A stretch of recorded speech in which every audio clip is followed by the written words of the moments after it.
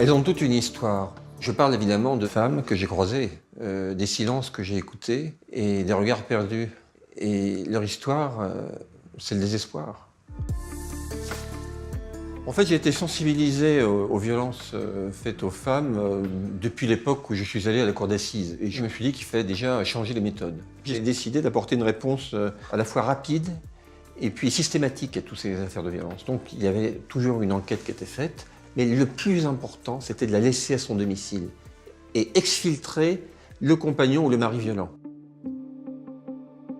Lors du procès d'Alexandra Lange, où j'étais avocat général, j'ai demandé l'acquittement. Ça a beaucoup surpris.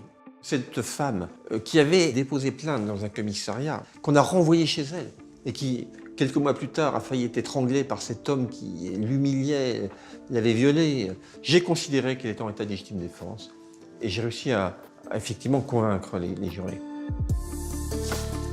Bon, souvent, je pose la question de savoir si, par mes actions, j'ai pu faire avancer les choses.